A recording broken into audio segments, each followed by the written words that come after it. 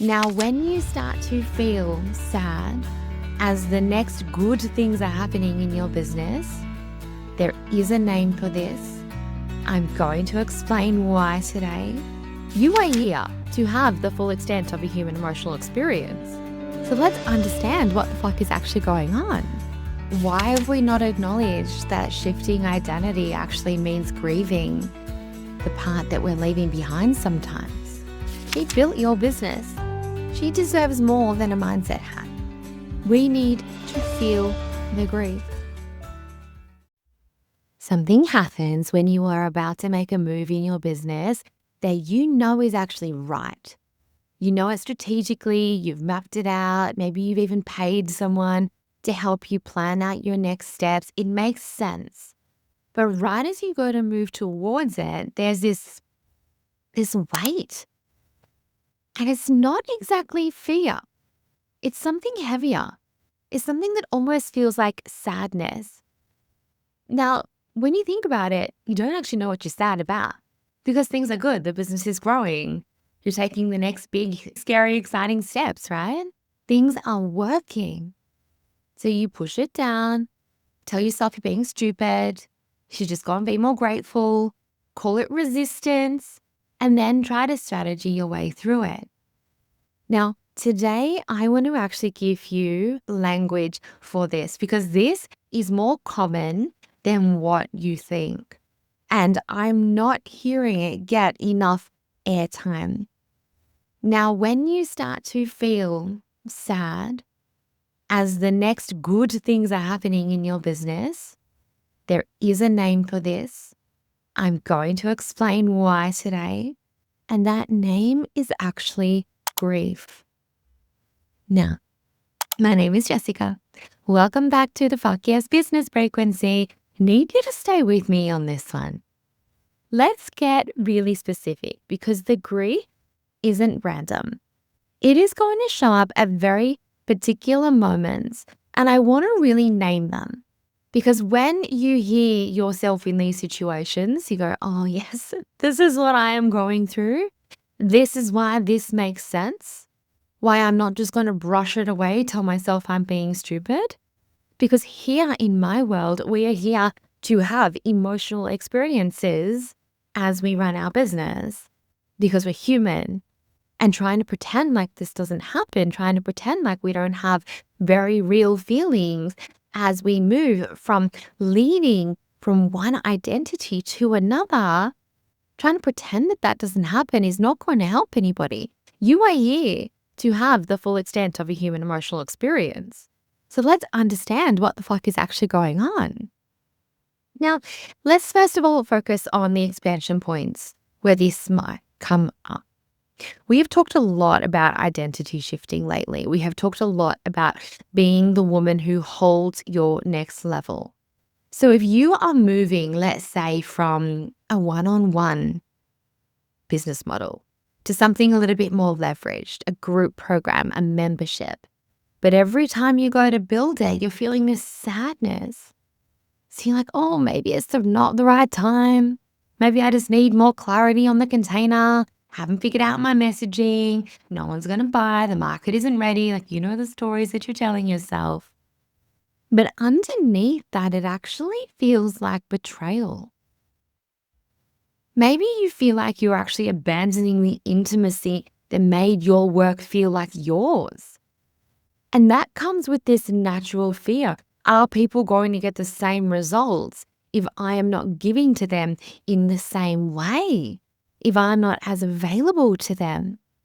But I want you to hear the identity that is coming forward and saying that. The part leading you in that moment is a part of you that has been leading for a very long time. A part that has gotten very used to being needed the way that she is needed, very safe in getting the results in the way that she has been getting results. And now we are asking you to let her go. We are asking you to lead with a different part that holds different beliefs, that holds a different capacity in her nervous system, that doesn't lead from the same survival-based beliefs around proving worth, around being needed, around needing to do certain amounts of work to actually get paid.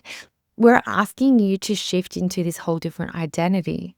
Why have we not acknowledged that shifting identity actually means grieving the part that we're leaving behind sometimes?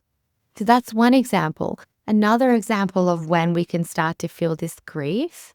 And can I just say, two things can be true. We can hold the excitement for what is coming. We can feel the stretchiness. We can take the action, and we can hold space for the sadness and recognize that's there. We're letting go of something that has been very familiar to us. So think about maybe if you're at a stage of more delegation, bringing on more team, expanding your team from a VA to an actual team. We are told it should feel like relief, but sometimes it feels like loss. Like something is actually being taken from the work rather than being added to it. And again, thinking about the parts that are leading you. We are having to say goodbye to a part of us that has likely been leading for a very long time. Maybe you are about to hit a goal and you've been chasing this goal for years and years, and then suddenly feel flat or sad. That makes no logical sense. But it also makes complete sense when you think about it from this identity shifting lens that I'm talking about. Maybe it's the moment that your business stops being something that you built with your hands and starts becoming something that you are leading.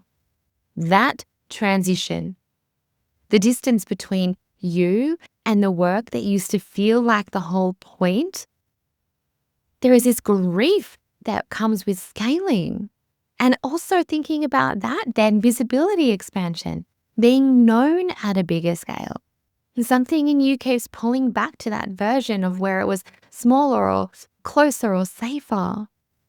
All of these are really good examples of transitions that happen in business when we are growing, when we are expanding, when we are moving forward, but we've got this hint of heaviness or sadness at the same time. None of them are strategic failures. None of them are signs that you are not cut out for the next level. I can guarantee that most of them are not going to need to be therapied their way through. So don't make that mistake of feeling like just because something feels off inside means that we have to go and necessarily do all of this inner work all over again. That's something that we're becoming very, very discerning around in Frequency First Business. These ladies are doing these identity shifting, massive internal transitions. And then it gets to a point where the story comes forward and I ask them, does this actually need to be worked through?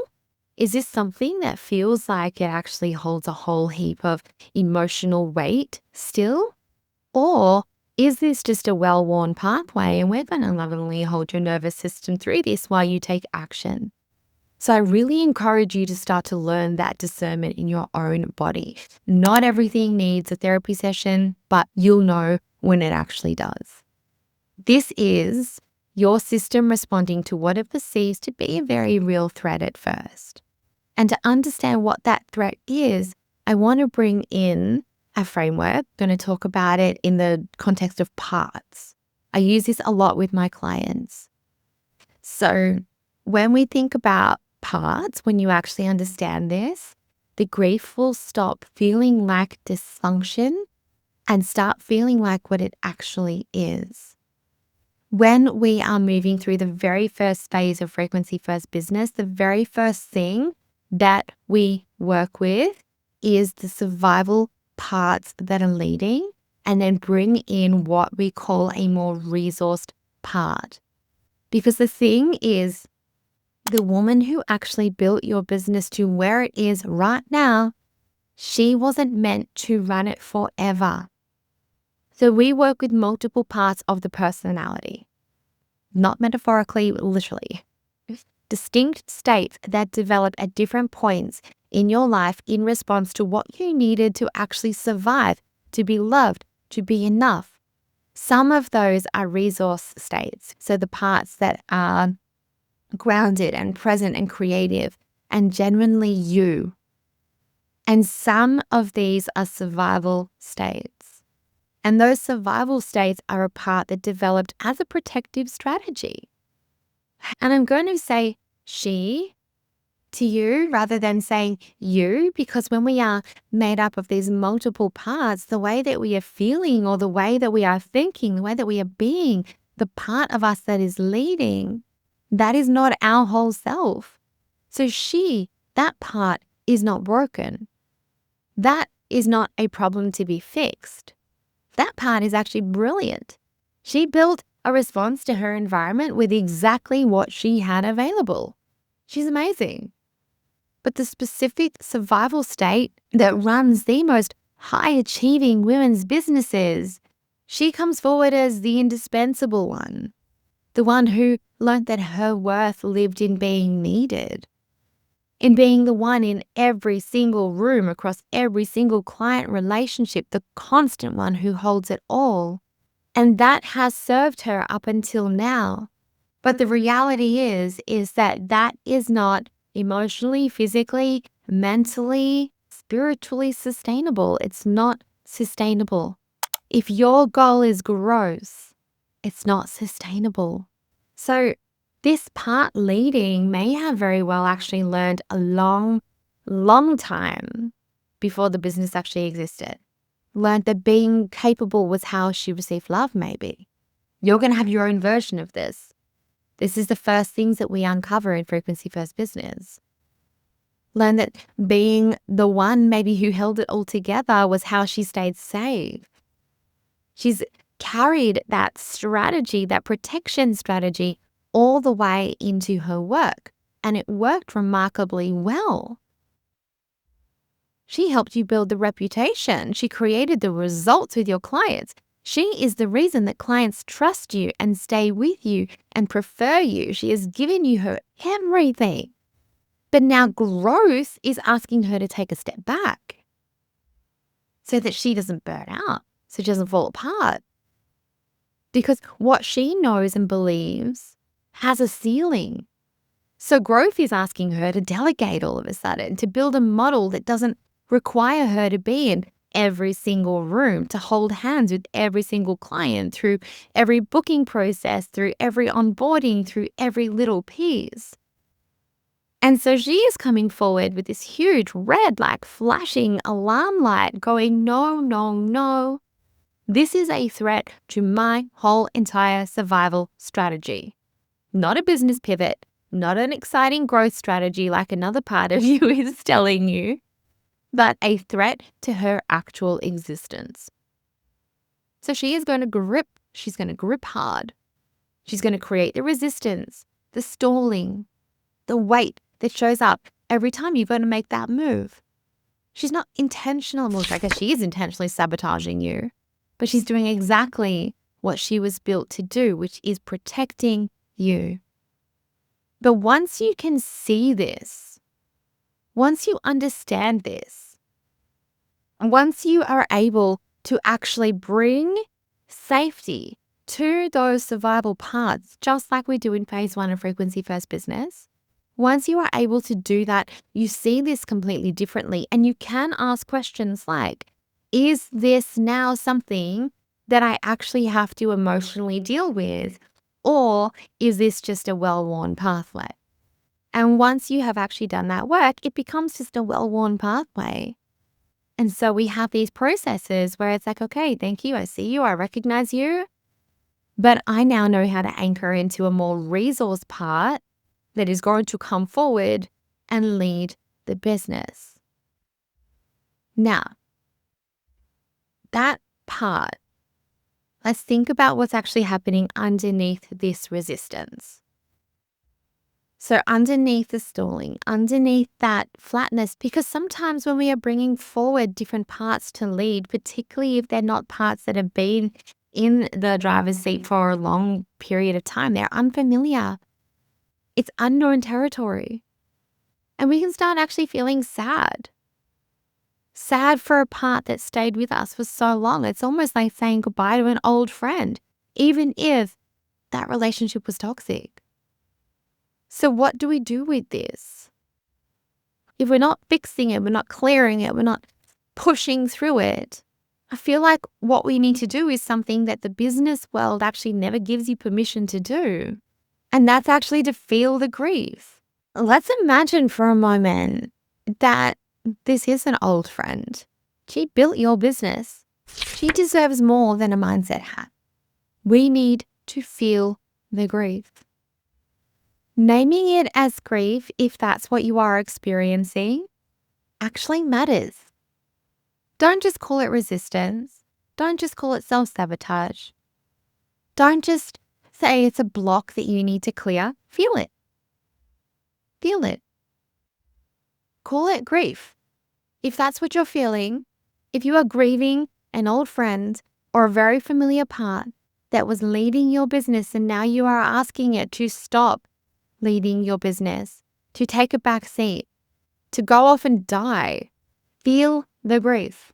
She is a part of you who has been working flat out, possibly likely for decades to keep you safe. A part of you who loved you in the only way that she knew how. She gave you everything that she had. She earned the right to be felt as she leaves. She earned the right to a proper goodbye. So what that actually looks like, this doesn't have to be a big ceremony or a journaling exercise if that's not your thing. It just looks like the permission to feel the loss without making it mean that something has gone wrong. The permission to say, this part of me was real, she mattered, and I am allowed to mourn her. I can feel this heaviness and still move forward. I can acknowledge this sadness, I can feel it in my body, and I can still press forward with the things that I am excited to do in my business. Grief is not the opposite of growth. Grief is the doorway. And you will notice it. You will actually notice all of the stages of grief do come through in identity shifting. You will start to notice those patterns within yourself. And then it's one less thing that you tell yourself is wrong as you are growing. Grief is it's a doorway. It really is. You don't bypass it and then arrive somewhere better. You move through it to arrive somewhere not better, truer. What you don't do is spiritually skip it. Reframe it too fast. I'm not saying that it has to take over your whole day and grieve in the same way that you would in very big significant losses, but you do allow yourself to feel it. Feel it and keep moving. You don't turn it into a lesson before you've let it be a feeling. The bypass is what actually will keep you cycling through the same ceiling, the same resistance, the same stall, wondering why the strategy isn't working. You need to feel it. Now, here is what I really, really want you to hold alongside everything that I've just said in this concept.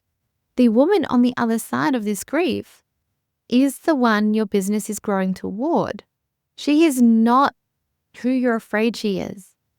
And feeling this grief isn't as scary or as business demolishing as you probably believe that it is. Now, growth is not asking you to become someone you won't recognize. It's asking you to become someone that you've actually always been. The fear underneath all of this, that scaling means losing the version of yourself that made the work feel meaningful. The fear that you'll build to a 500K business and feel nothing or not recognize yourself in that. That you'll become the kind of leader that you used to judge. That the intimacy or the soul or the thing that made this business yours will be gone. That fear is actually just another survival story. Because if you are actually allowing yourself to grow and evolve, you are moving closer towards the real you. The most unfiltered version of you. The survival state was never showing you who you actually were. The survival state was showing you who you needed to be to stay safe.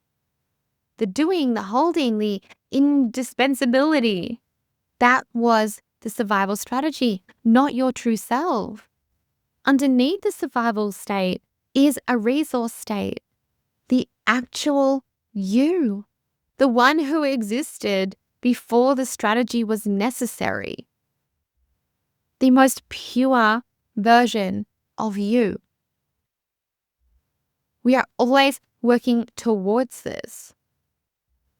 We are not dismantling the protective part, but we're actually getting underneath what she was protecting, bringing that part forward. So what this would then look like is creating from genuine desire, from emotional richness, not fear of what happens if you stop, leading from presence, not pretending that you have to be someone else, holding a team, holding visibility, holding a bigger container and still feeling like yourself, in fact, more like yourself than you have in years. That's what this work does.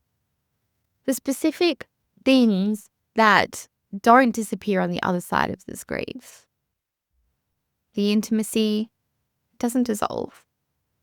It just lives in a different place in your business. The soul of the work, that expands. It doesn't leave.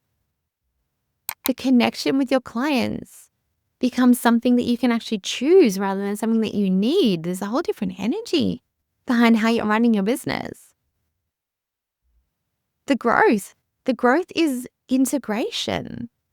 You are not leaving the woman who built this. You are bringing her with you, but without the survival armor that she needed for as long as she can remember. And that is actually not loss. It is the most fully yourself that you've probably ever been. So then this is where the excitement lives, not despite the grief, but through it, on the other side of actually naming this, of feeling it, of letting this part finally rest. There is a version of your business that feels like freedom, that feels like home. Doesn't mean it's going to be easy, but there are more resource parts to lead it within you. So now I just want to leave this with you. Is this something that you have been experiencing? Does this maybe give you some language to what you have been going through in your business? If you have been pivoting, if you have been rebirthing, if you have been at an integration edge and you are trying to step over into something new, I want you to remember, take away with you that integration is the strategy. The grief isn't the obstacle, it is the doorway to the other side. Now, if you know that you have a block, I actually have a free resource for you. You're going to love it, particularly if you are not sure exactly what that block that is keeping you from stepping over that edge, taking more aligned steps towards your empire. And it is called the Empire Edge Diagnostic. It is completely free, and in less than 5 minutes, you are going to have a clear picture of what is going on across your business, your identity, and your nervous system, with the exact next lever to pull for you to actually be able to break through this. So that is your next step. There is a link down in the show notes. It is jessicareed.com/diagnostic. It is completely free. That is your next step. So go and do that. And of course, my DMs are always open for you if this episode has really brought something alive in you. Come and tell me about it. If this episode awoken something in you, good. You are ready to lead from your fuck yes frequency, and you'll find ways to go deeper in the show notes. And before you go, I would be so grateful if you could leave a review and share this episode with someone who you know that is done leading their business from survival and ready to create and live in overflow. See you on the next one.